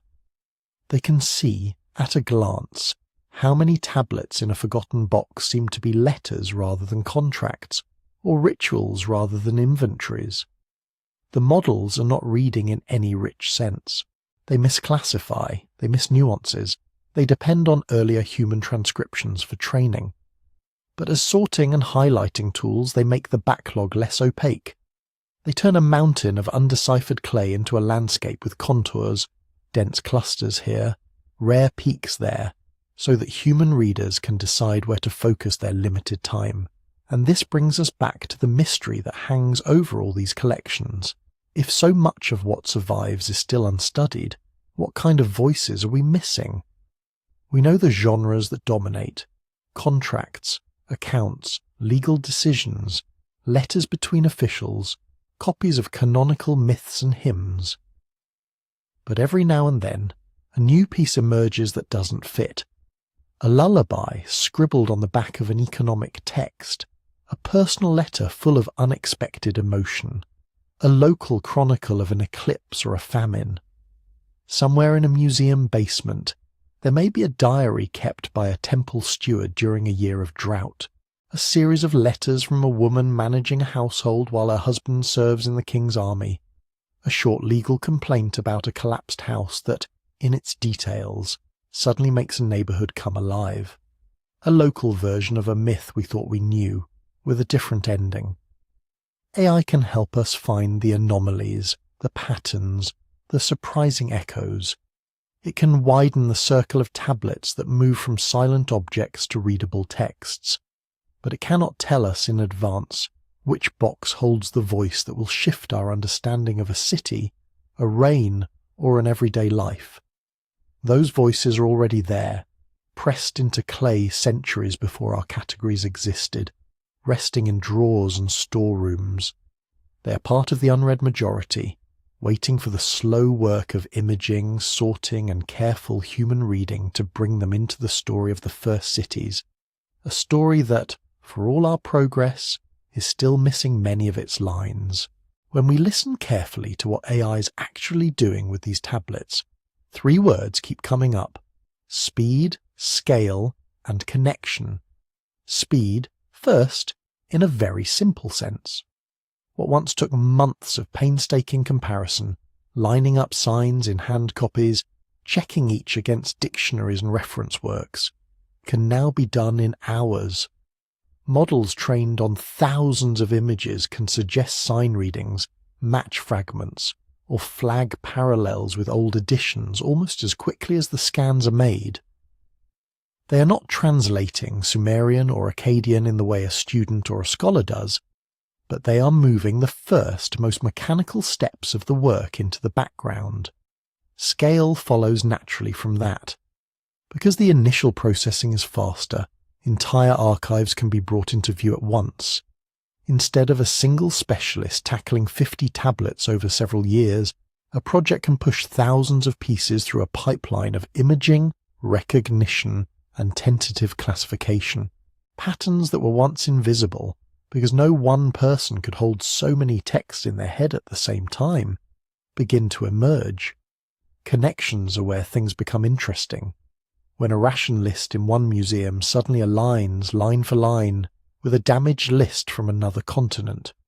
When a legal formula turns out to be shared across cities hundreds of kilometers apart. When a personal name, half broken on one tablet, is completed by another copy 3 reigns later. AI systems designed to notice recurring shapes and sequences are well suited to surfacing these threads. They hand human readers a web of possible links across time, space, and genre. But every one of those threads needs to be tested. The models are working from partial biased data. Tablets that happen to survive, that happen to be excavated, that happen to be digitized. They do not know when a text is using irony, or when a scribe is copying an older formula in a new context. They cannot reconstruct the sound of a crowded street, or the smell of wet brick after a storm, or the way political fear might compress a sentence into something oblique. What they can do is help us read more of what the clay actually preserves. And when we look across that growing body of legible text, some themes feel especially secure. The tablets show cities where institutions are not abstractions but daily presences.